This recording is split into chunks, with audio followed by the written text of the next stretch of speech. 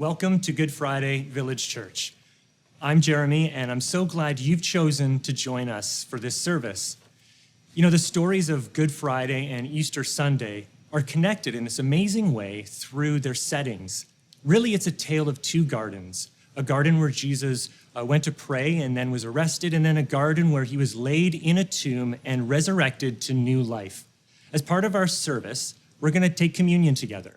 So after Pastor Mark speaks and the song that follows, in that song, you can take communion at home. So participate with us in this amazing expression of remembering what it is Christ has done for us, something that we've done as the church, as Christians for thousands of years, and it finds its origin in the acts of Christ himself right before Good Friday at the Last Supper with his disciples.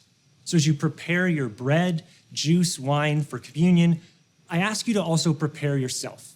Prepare your heart and your mind so that you can truly focus and contemplate on what is the greatest act of love and sacrifice the world has ever seen. Join us now in the garden.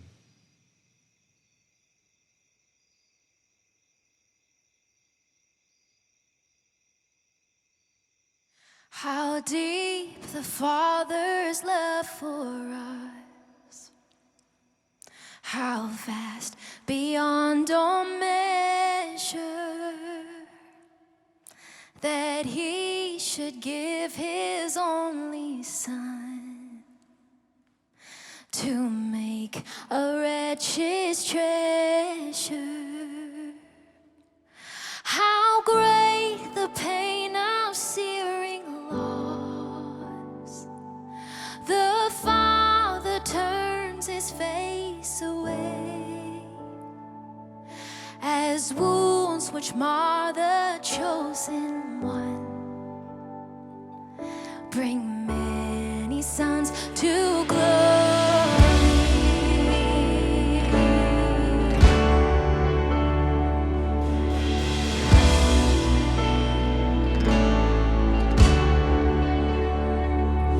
Behold the man upon the cross, my sin upon his shoulders.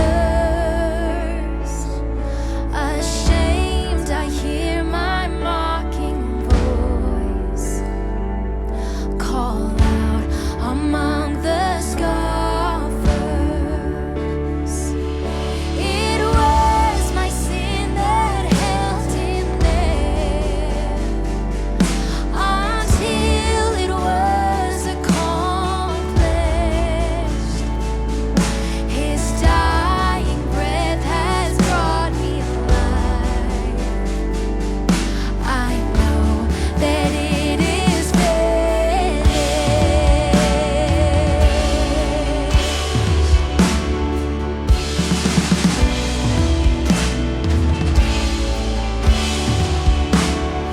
It is finished.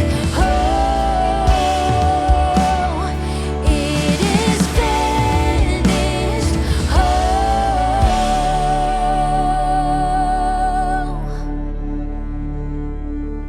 I will not boast in anything. No gifts, no power, no wisdom. But I will boast in Jesus Christ, his death and resurrection. Oh, why should I gain from his reward? I cannot give an answer.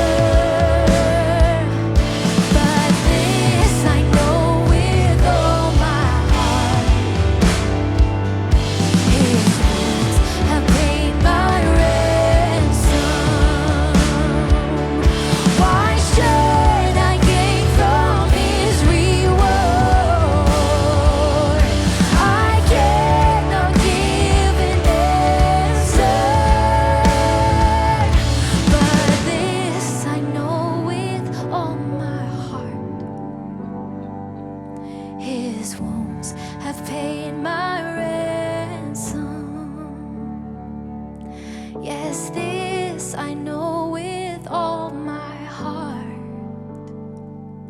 His wounds have paid my ransom.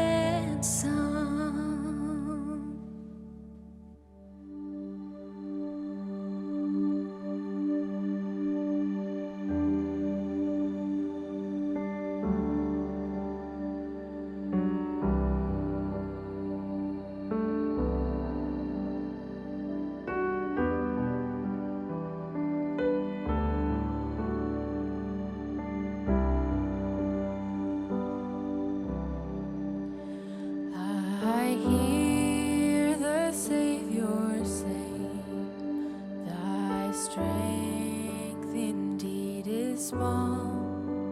Child of weakness, watch and pray. Find in me thine all in all. Jesus paid it all. All to him I owe. Sin had left a crimson stain. He washed it white as snow. Lord, now indeed I find thy power and thine alone can change the leper's spots and melt the heart of stone. Jesus paid it all to him I owe. Sin had left a crimson stain. He washed it white as snow. And when before the throne I stand in him complete, Jesus died my soul to save. My lips shall still repeat, Jesus paid it all to him I owe. Sin had left a crimson stain. He washed it white as snow.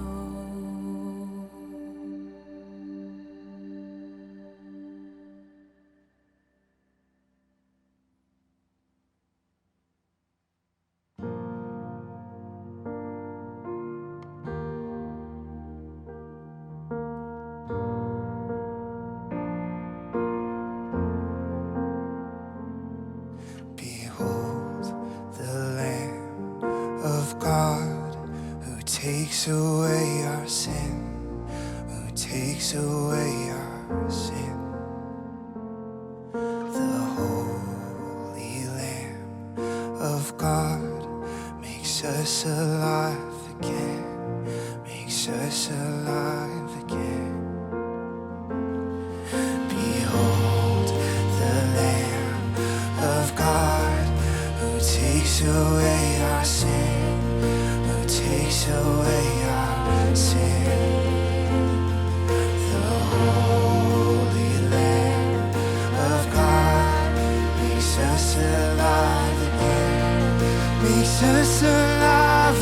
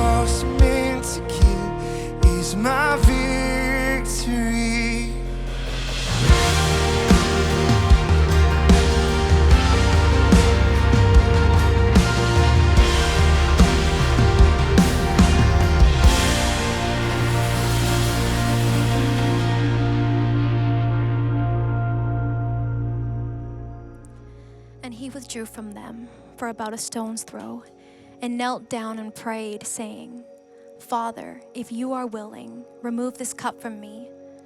Nevertheless, not my will, but yours be done. And there appeared to him an angel from heaven, strengthening him. And being in agony, he prayed more earnestly, and his sweat became like great drops of blood falling to the ground. And when he rose from prayer, he came to the disciples and found them sleeping for sorrow, and said to them, Why are you sleeping? Rise and pray that you may not enter into temptation. While he was still speaking, there came a crowd, and the man called Judas, one of the 12, was leading them.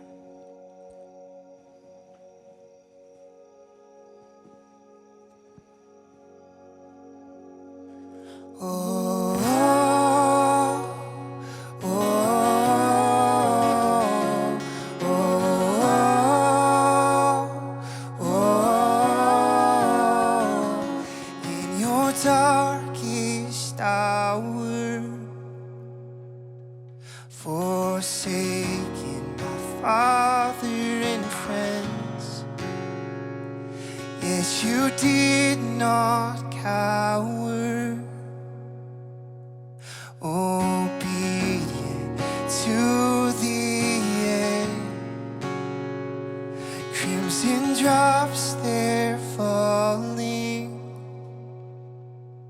in your anguish, crying out, and in the midst of silence remained holy, even in doubt.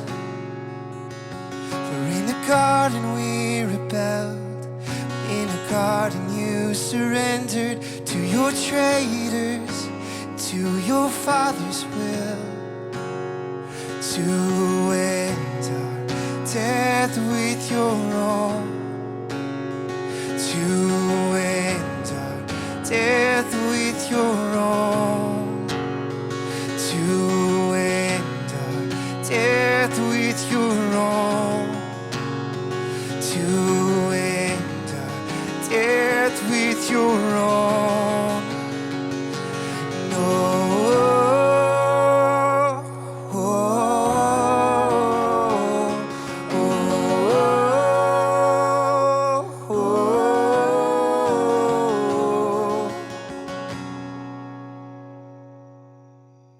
Well, this weekend is one of the most important weekends in the Christian calendar. Of course, you have Christmas, when Jesus, God himself, became a human being. But this weekend is what that means for the world. What does it have to do with us? What was the purpose? What was this God become a human being going to accomplish in the world? And we're doing something a little different this year. I think we need, all of us, in the midst of the turmoil and anxiety that we all face in life, we need a little more of a reflective Easter weekend. And so we're going to talk about a tale of two gardens. And I'm going to just do something maybe a little bit different. And both today, Good Friday, and Easter Sunday, I'm just going to read through certain story in the New Testament about Jesus and then just kind of reflect on it. So hopefully you'll join me in that. If you have a Bible, or just sit back and listen to the story, and then I'll stop and apply it to both Jesus, which is what this weekend is about, but then also what his work actually means for you and me. So a tale of two gardens. Of course, the first garden in the Bible is the Garden of Eden, where God had this plan of people actually flourishing and worshiping him, but then that failed, and Adam and Eve sinned and listened to the voice of Satan and listened to temptation versus listening to God's plan for their life. And so there had to be another garden, and actually two gardens. This first one that we're going to talk about today is the garden where Jesus comes just before he gets tried and crucified. And then there's the garden of the resurrection, which we're going to talk about on Sunday. So here's the story of the first garden, Gethsemane. I've actually been there. It's this beautiful spot in Israel with these beautiful trees. And the story is that Jesus has come into Jerusalem during Passover, and the crowds are riled up. The Jewish authorities are riled up about him, and they're nervous about the revolution that he's starting, and this group of people around him that are starting to talk about the fact that maybe their leadership isn't good, and they're following the one who's going to actually redeem Israel and redeem the world. And they don't like who Jesus is and his version of messiahship and being the king, and so they start to go, no, we don't really like this. And so here's what happens. Matthew 26. Let's reflect together this weekend. Then Jesus went with them to a place called Gethsemane, and he said to his disciples, sit here while I go over there and pray. Just reflect on this for a moment. Jesus is about to face the ultimate suffering emotionally, physically, spiritually, and we're going to see that progress. And yet he says, sit here, and I'm going to go over there and pray. And one of the things I think we miss in our Christian life is we talk about Jesus' sacrifice for us. We talk about his rising from the dead. We oftentimes don't realize what the rest of the New Testament goes on to say, that Jesus is interceding on our behalf even now. He stands at the right hand of the Father praying for us. Almost like the Father's looking at us, and when we sin and we mess up and we're scared and we're in that thing that we're not sure we can get out of, Jesus almost says, hey, look over here, I'm praying for them, and the eye of the Father moves on him. It's a beautiful image, Jesus constantly praying, and we see that a lot in this garden. Of course, this garden and what happens here and what it goes on to do is the reversal of the failure of the first garden. You see, the first Adam fell to temptation and caused all the sin that this garden then needs to reverse. And then the garden on Sunday needs to reverse. And so he says, sit here while I go over there and pray. I love it. Think about that. That's a great little gospel verse that we might not think about. It's in Matthew 26:36. Sit here while I go. It's religion says you have to work for your salvation. You have to please God. You have to do things. And Jesus goes, you sit here while I go do the work. And then the accomplishment and the victory that I do, that then gets applied to you while you sit here. This is the great gospel pivot of life. It's the difference between reading your Bible as if you're David in the David and Goliath story that needs to slay the giants of your life.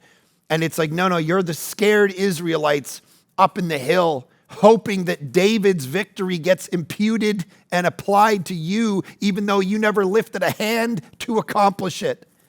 This is what our life is. We either trust to ourselves in the end. We either stand before God in the end and say, here's my record, judge me, let me into heaven based on what I did. Or you're going to get to heaven and you're going to say, judge me based on Jesus' performance for me. And I find hope only in the second one. Sit here. Underline that if you have a Bible. Well, I go over there and pray. Verse 37, and taking with him Peter and the two sons of Zebedee, that's James and John, we've been introduced to them earlier in the story, he began to be sorrowful and troubled. Reflect on the God Christianity offers the world. It's not the distant God. The God, the ancient gods that would be way up in the heavens, and they never experienced the brokenness and the pain and the doubt of real life. And here's the God Christianity offers the world, the God who actually feels sorrow and is troubled.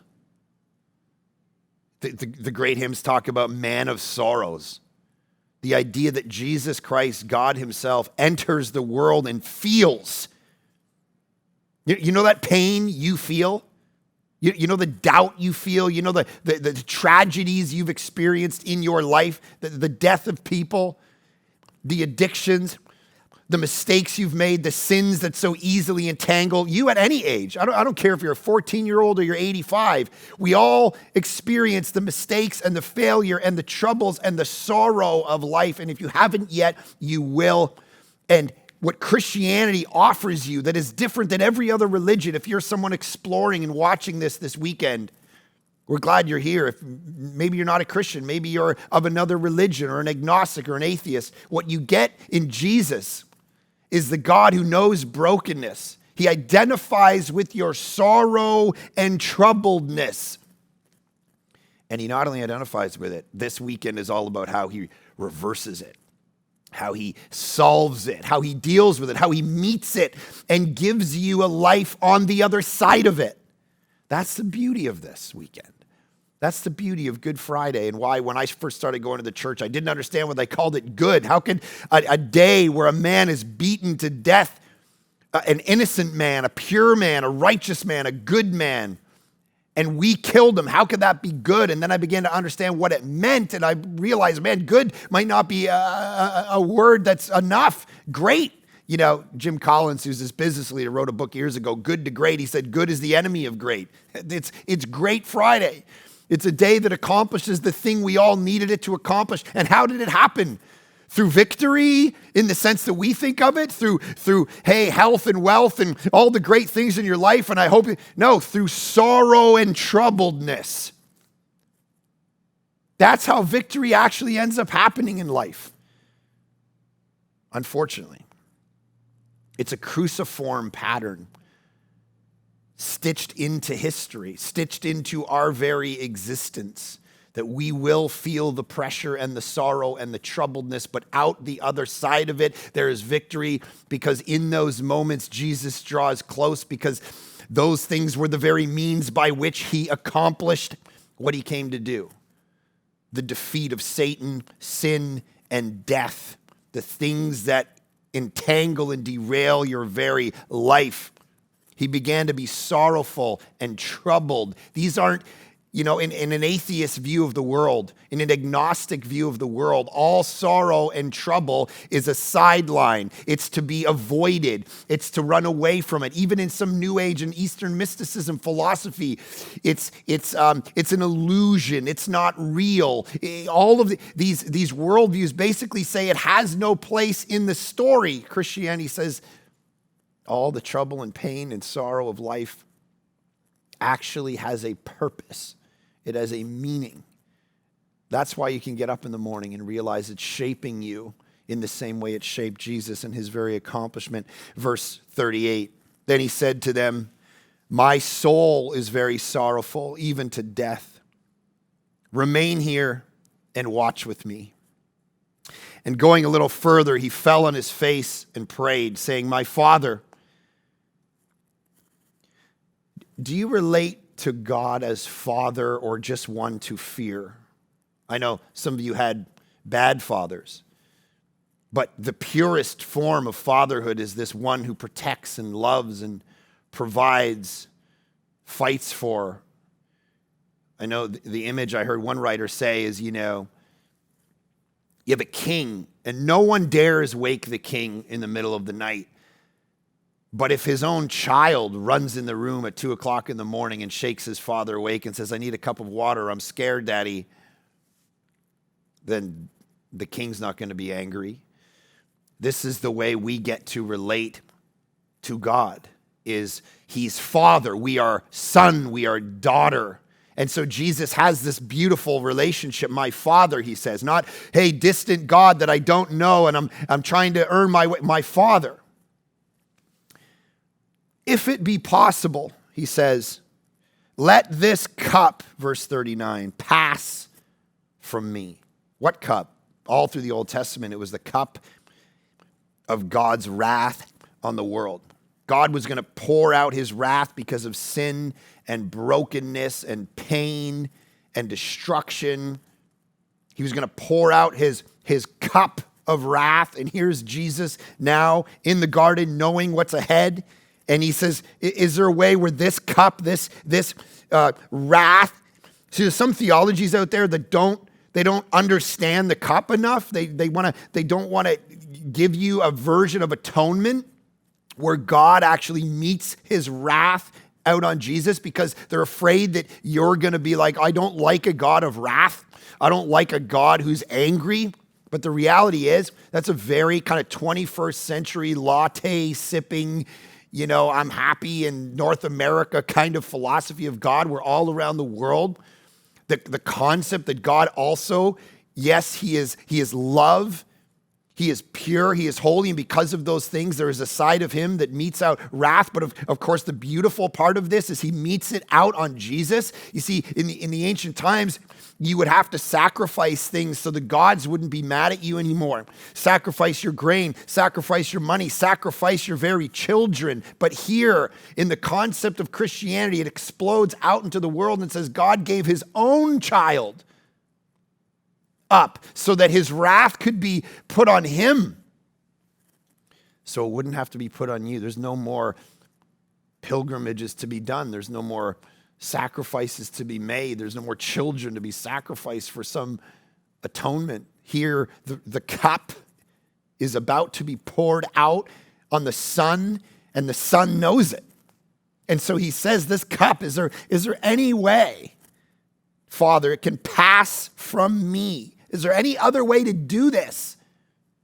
Isn't this beautiful? People who don't trust the Gospels, they say, well, the early church kind of made this story up. This is why scholars, left and right, trust the Gospels, because they leave in stuff that if you were trying to create a religion, you should just delete it. If you want to whitewash Jesus, delete this one. Delete this verse from the Bible, because it's like, I thought Jesus was kind of like knew what he was doing, and I didn't think he was going to have doubts. I didn't think he was going to have fear and sorrow and trembling and be scared and actually ask God, hey, I know I've been doing this thing for 33 years, but now at the last moment, the night where I'm sitting in the garden. This is actually a picture behind me of the Garden of Gethsemane itself.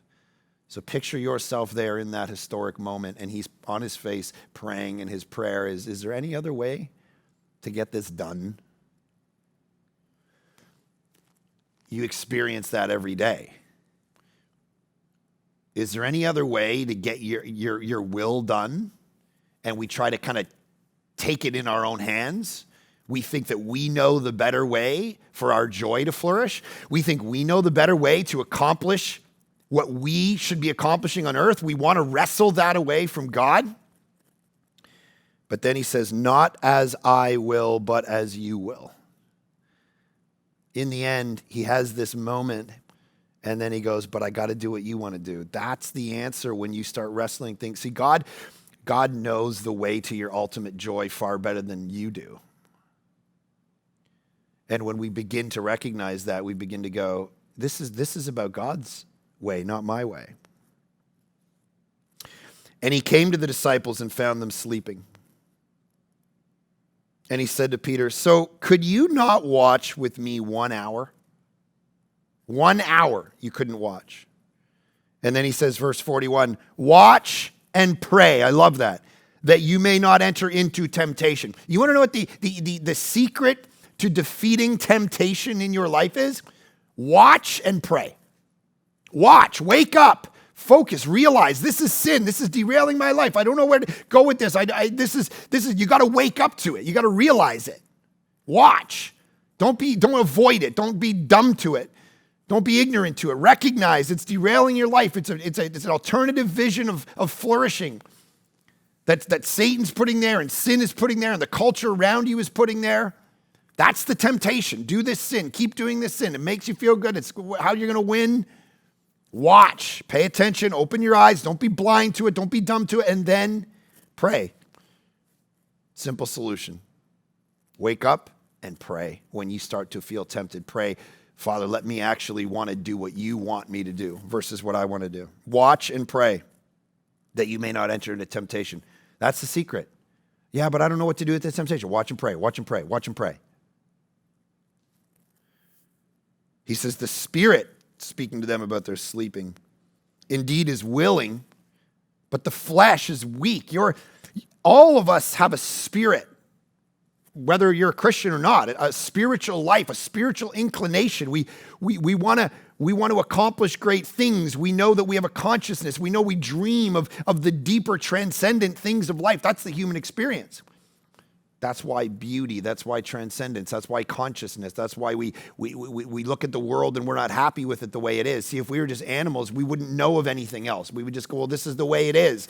Nature is red in tooth and claw, and it's hard and it's tough, but we dream of another world. We dream of a different world.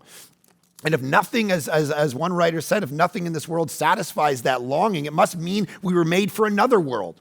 Another kind of world. This is why he's saying the Spirit, that's strong. I know you want to stay awake. I know you want to be in this fight with me. Isn't that our life? We want to be in this fight. We want to serve God. We want to please God. But the flesh is weak. Man, I'm tired physically. I get anxiety. I get fear. I want to do good things. I just keep falling to the things of the world because they're easier and they're right in front of me and they're... Jesus... It's a rebuke, but it's also like a, guys, I get it. And maybe some of you just need to hear that. I get it. I'm here. I'm with you in it. I'm going to walk you through it. Again, for the second time, he went away and prayed. My Father, if this cannot pass unless I drink it, your will be done. Ultimately, he's going, I want to do the will of God. If this is the only way to do it, then I'll drink it. The courage here, the recognition. And again, he came and found them sleeping, for their eyes were heavy. There's such a great contrast between the disciples and Jesus. And that contrast needs to get to the core of our being. We are the disciples in this story, not Jesus. And when you're reading the Bible, recognize Jesus is accomplishing something we could never accomplish. We are the ones sleeping, and here's Jesus. Their eyes were heavy. So leaving them again, he went away and prayed for the third time, saying the same words again. Then he came to the disciples and said to them, sleep and take your rest later on. See, the hour is at hand. The hour of my sorrow, the hour of my suffering is at hand. And the Son of Man is betrayed into the hands of sinners. Rise and let us be going. See, my betrayer is at hand. This is like a scene in a movie. See, my betrayer is at hand, and then poof, who's the betrayer? While he was still speaking, Judas came. Judas, the betrayer.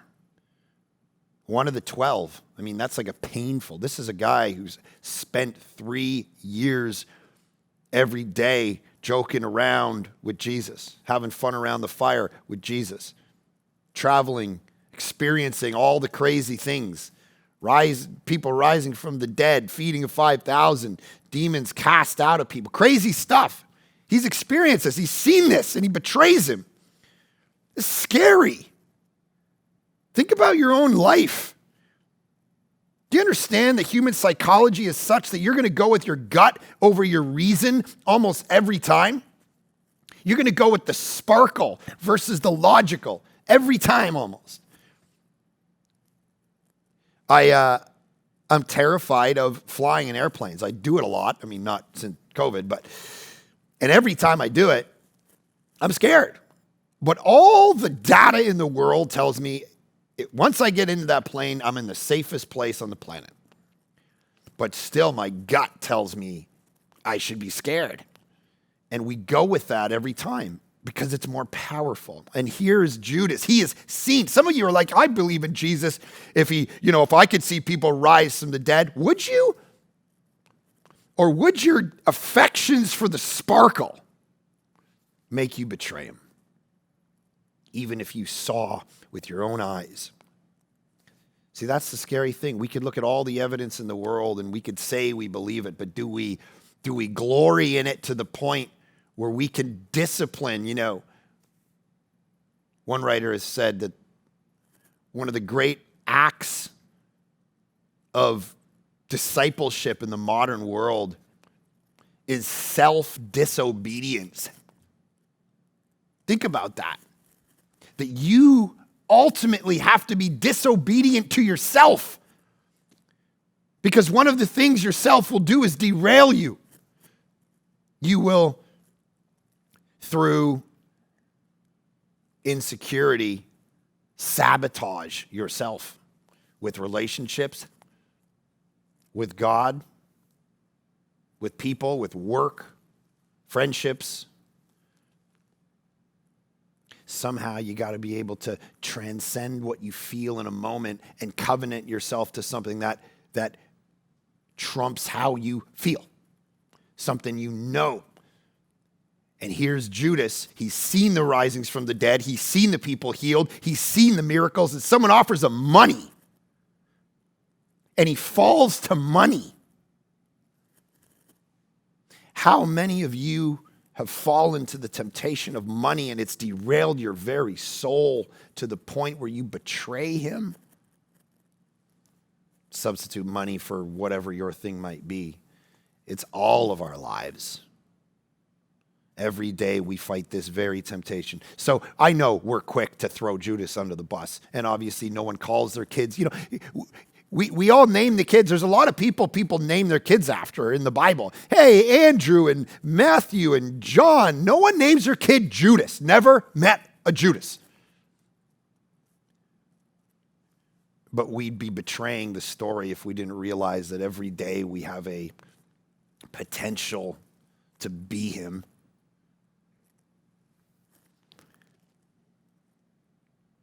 And with him a great crowd with swords and clubs from the chief priests and the elders of the people. Now the betrayer had given them a sign, saying, "The one I will kiss is the man." Seize him. And he came up to Jesus at once and said, "Greetings, Rabbi." And he kissed him. Of course, this is where we get betrayed with a kiss. Calls him Rabbi through the whole thing. It's very interesting. Through the Gospel of Matthew, the other disciples are calling him Lord. And Judas keeps calling him Rabbi, as if he never really kind of came to the point where he's like, I'm sold out to this thing. But of course, he betrays him with a kiss. Think of that tension. We might literally give lip service to Jesus and betray him in our heart for silver and gold. I know people who derail their life for dumb earthly things like money or more square footage or shiny stuff. Sell their soul for it.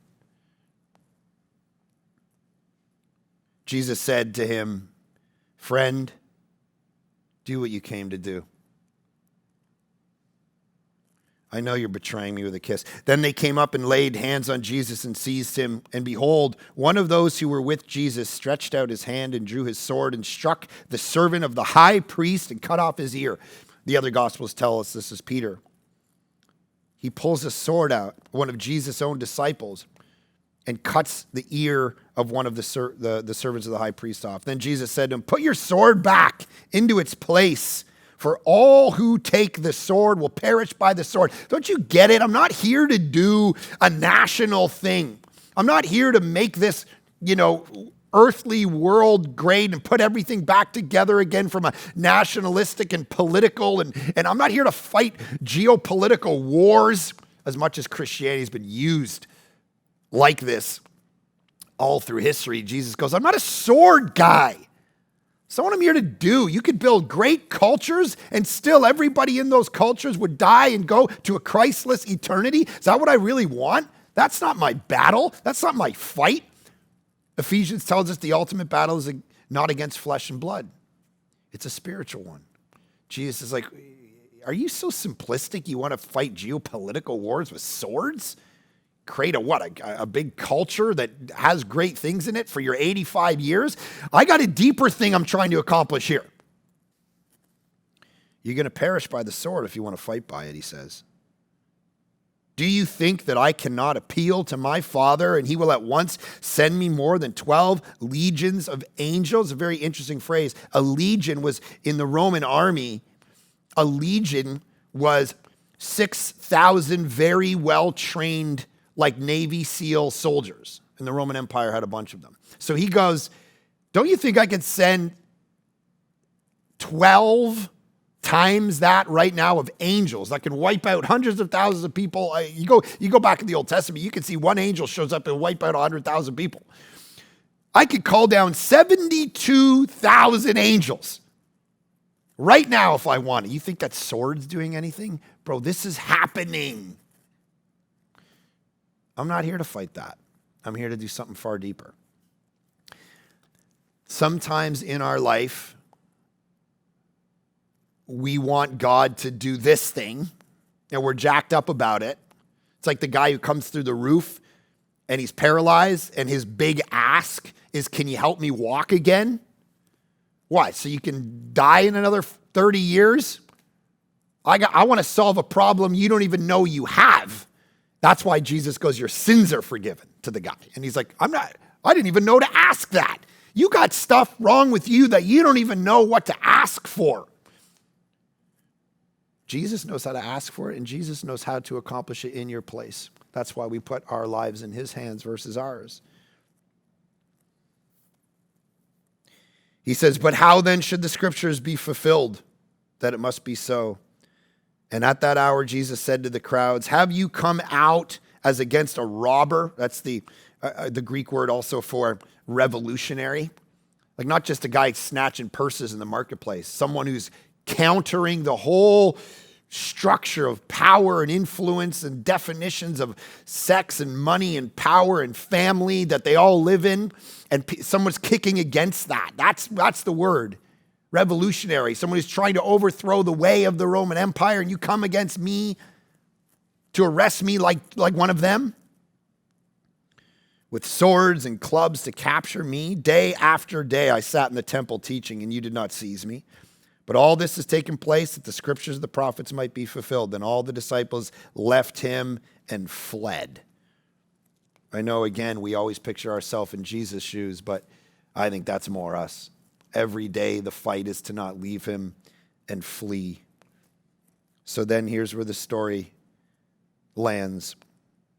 Later on in chapter 27 of Matthew, verse 26, Pilate released and scourged Jesus, released Barabbas, and then scourged Jesus and delivered him to be crucified. Really quickly just says that scourging was terrible. It was, you would take this leather strap with bones and metal at the end of it, and you would beat someone with it on their back and on their front to the point where intestines would be exposed. Some people just died from the scourging. They just died from that alone. And he just covered his whole body with this strap that would go in and grab the skin and rip it off. And the beating begins of Jesus after a false trial, an illegal trial at night. Then the soldiers of the governor took Jesus into the governor's headquarters, and they gathered the whole battalion before him, all these soldiers, and they stripped him. So here he is. Sometimes we pass over this. Here, our Lord becomes, he's stripped naked. Have some of you experienced things like that in your life? Abuses that were so shame and guilt-ridden, you can't get over them. In Christianity, we get God himself experiencing that kind of shame and guilt to the point where he's publicly naked. And a kind of abuse you wouldn't want on your worst enemy. And he's paying for that too. There's this doctrine within Christianity called expiation. And it's a beautiful doctrine. We rarely ever talk about it. But the New Testament goes on to explain it as Jesus suffers and dies, listen to me, not just for the sins that you do, but for the sins that are done against you. Some of you need to hear that today. The abuses, the shame, the guilt, the betrayal, whatever has experienced at whatever level in your life, Jesus Christ goes through it in order to reverse it and redeem you. I read something today about a pastor. He said the greatest thing after preaching so many sermons in his life, the greatest thing someone ever said to him was, after this 45-minute sermon, a woman walked up to him and said, I feel like God loves me more than I've ever felt it in my life. That's what I want you to feel as we reflect even on this brutal moment. This was all done, driven by love. John 3:16, for God so loved the world, he gave his only begotten son. That's why he does it. That's what motivates the suffering and the pain and the agony and the sorrow and the being stripped naked and mocked, because he loves you and he wants to redeem those experiences and take them away and bring you into a new reality. That's why he goes through them. That's the gift. Don't leave the gift sitting there unopened. It's sitting there wrapped if you don't apply it to the shame and the guilt and the betrayal that you've experienced in your life, that you can walk in the newness of life. They put a scarlet robe on him, which was, of course, irony because it's royal, and twisting together a crown of thorns. This stuff becomes so, like we hear it so many times and we've seen so many pictures in movies. Don't let it fall on you flat. He's sitting with a crown of thorns. I touch a rose thorn and it bleeds out. It's pressed into his skull. They're beating him. He's naked. He's probably half dead at this point. People died just from the scourging and the flogging. They put a reed in his right hand, and kneeling before him, they mocked him. Hail, King of the Jews. And they spit on him and took the reed and struck him on the head. When they mocked him, they stripped him of the robe, naked again, and put back on his own clothes and led him away to crucify him. You know, the Gospels, they don't go into a bunch of detail about what the crucifixion experience was like. C.S. Lewis pointed out years ago that the only time history ever started painting pictures of Jesus on a crucifix and using it in art was when pretty well everyone who had ever seen a crucifix used was already dead. Because Constantine outlawed crucifixion in the Roman Empire in the 300s. See, it was so terrible that the gospel writers almost are just like, and they crucified him. Like, I'm not going to, it just, here's what happened. And of course, the mocking. Sometimes we feel like that's kind of the least of Jesus' problems in this story, but man, you ever been mocked? You ever had people make fun of you? You ever had people just like shame you, even publicly or online or something? You want to defend yourself, right? Like, what is this jerk doing sitting around? What's this guy accomplished critiquing me on? What's going on here? Doesn't he know my heart? Does he know why I'm... Shame and mockery is tough. You ever heard of a friend of yours talking behind your back, throwing you under the bus, slamming you for something? You're like, how is that possible? Pretty tough. It's not small. And yet, this is what he goes through. They take him away to Golgotha, the place of the skull. It's because it looks like a skull, this particular place in Jerusalem. It looks like there's two like sunken eyeballs and like a nose, and it's the place where they crucified these revolutionaries. And he sits, two robbers are crucified with him, one on the right and one on the left. And then it says in verse 45, now from the 6th hour there was darkness over all the land until the 9th hour. And about the 9th hour, Jesus cried out with a loud voice. We miss this as 21st century people, but remember, this is Passover. And scholars point out that this is the time of day where people would be bringing their sacrifices in light of the Passover lamb that was being sacrificed so that God's wrath would pass over. And of course, it's a commemoration of Egypt, right? Where they came out of Egypt and God had said, my wrath's going to come down, and whoever has blood on the doorposts of the lintel of their homes, my wrath will pass over. And so this was the moment in their calendar where that was happening. And so Matthew's giving us a hint. This is the ultimate bloodshed, so the wrath of God passes over. And he says, with a loud voice, he cries out, verse 46.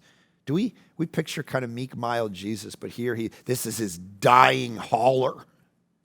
Eli, Eli, lema sabachthani, he says it's Aramaic. One of only a few times in the Gospels where they actually cite the Aramaic. And it's a quotation from the Psalms, my God, why have you forsaken me? And I think the gospel writers are trying to go realize he has called him Father, Father, Father, Father, Father the whole time, the whole gospel. And now here he is on the cross, and he switches it, in quoting the Psalms, to my God. And there's almost like some kind of thing going on.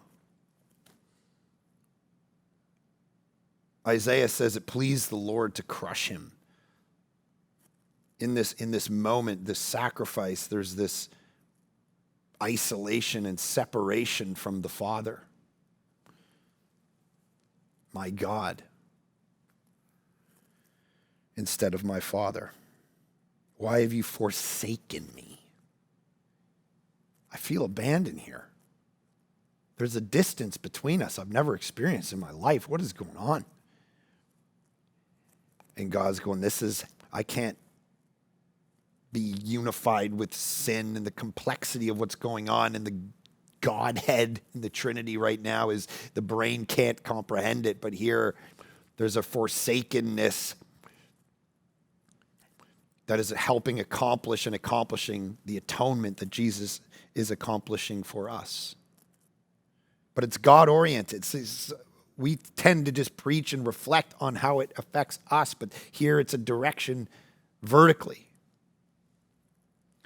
And some of the bystanders hearing it said, this man is calling Elijah. And one of them at once ran and took a sponge, filled it with sour wine, and put it on a reed and gave it to him to drink. But the other said, wait, let us see whether Elijah will come to save him.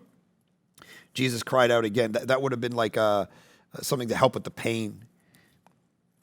But the others said, wait, let us see whether Elijah will come and save him. And Jesus cried out again, and with a loud voice, like picture him bellowing, yelling. It's echoing. Like we just kind of, he's screaming.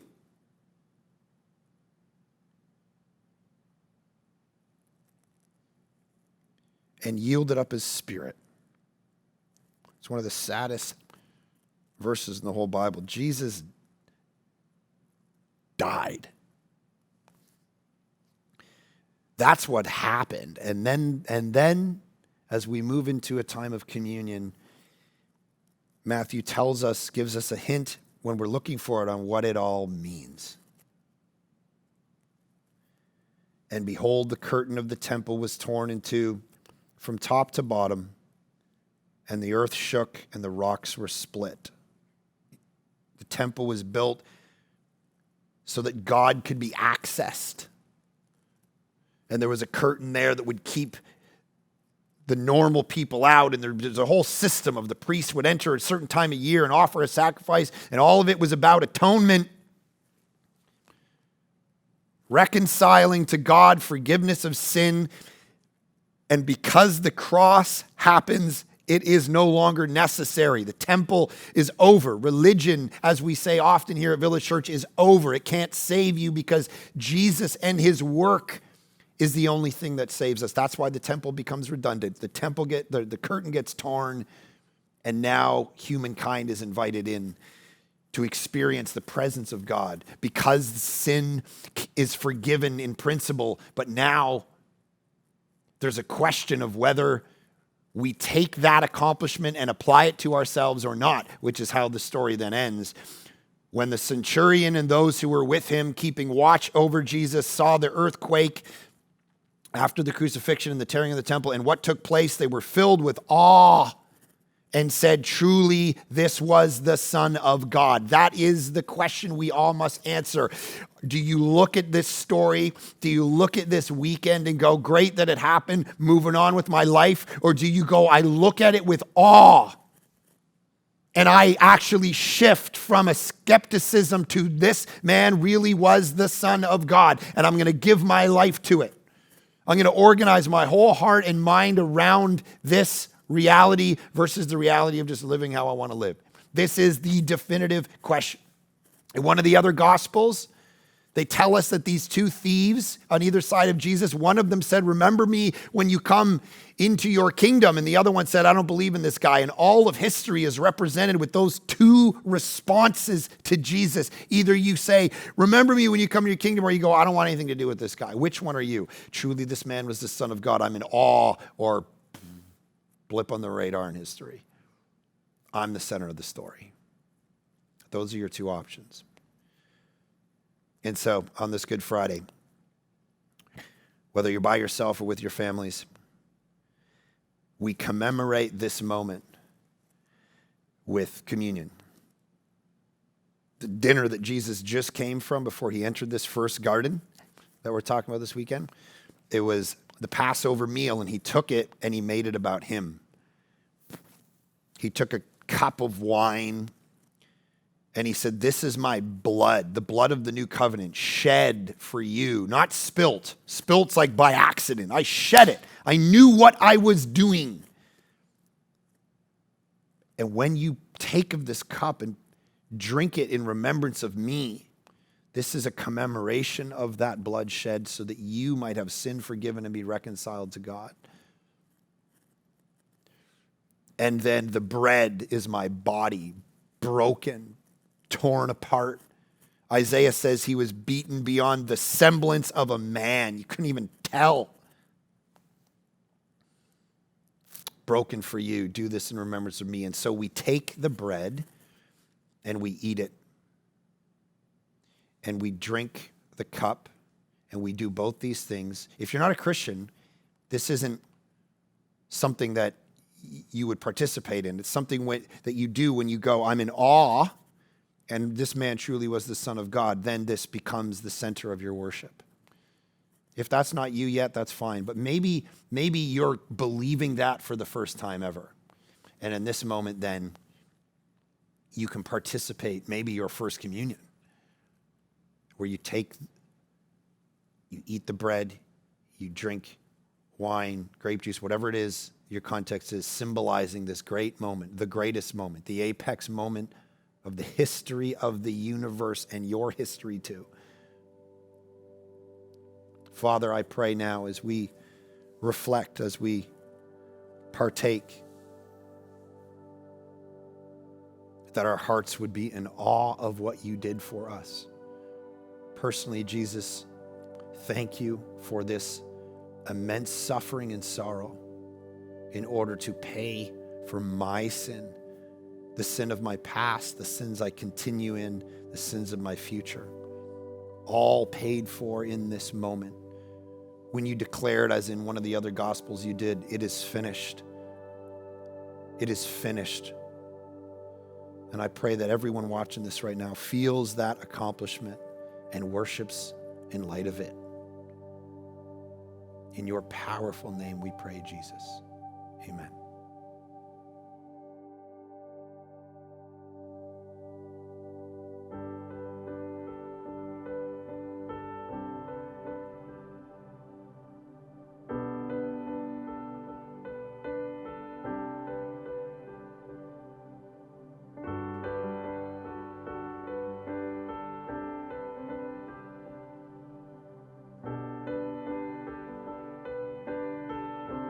When I survey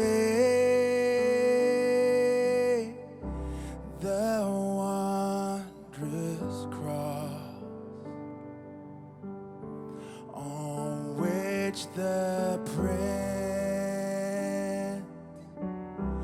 of Glory died,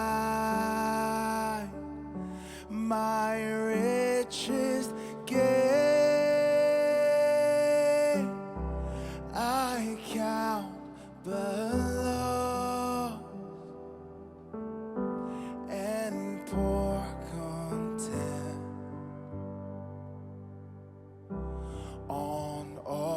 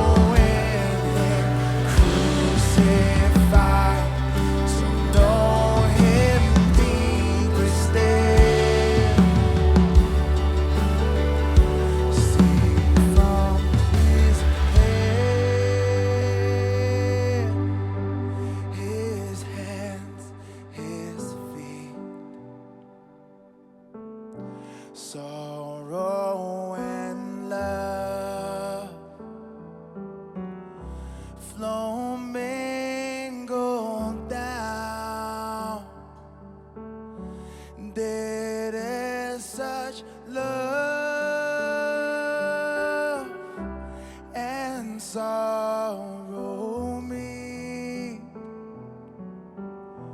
or thorns compose, so rich a crown.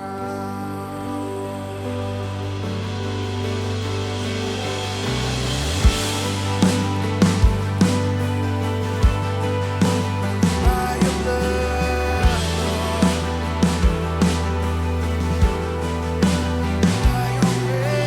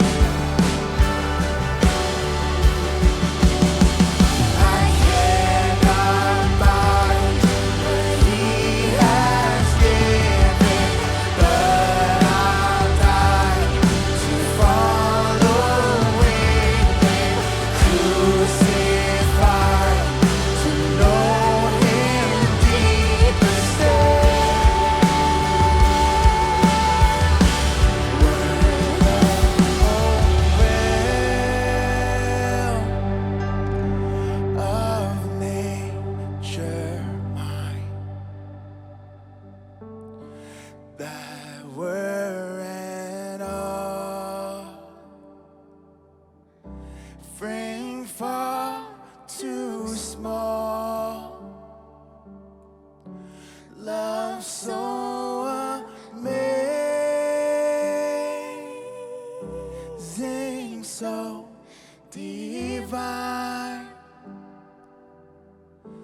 demands my soul, my life, my all. Love so amazing, so divine, demands my soul, my life, my all.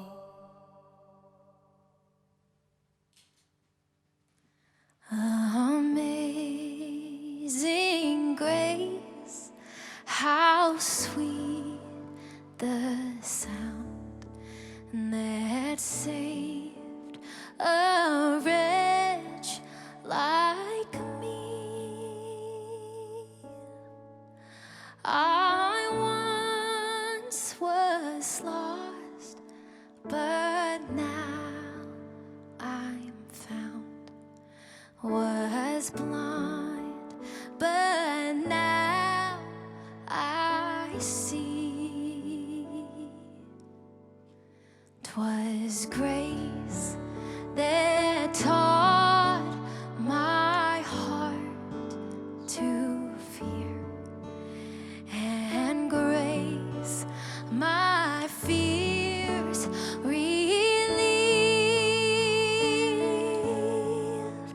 How precious did that grace appear, the hour I first believed.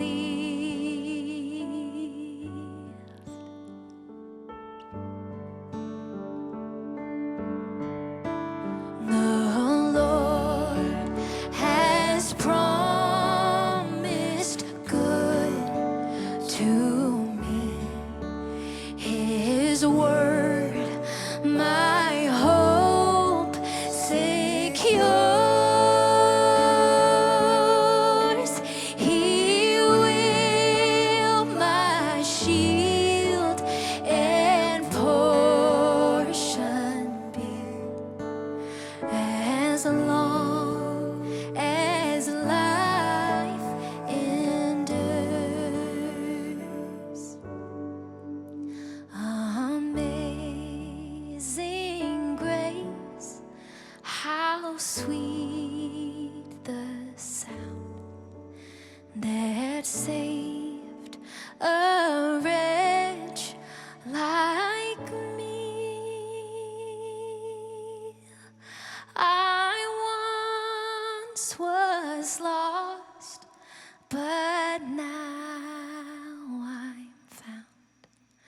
was blind, but now I see.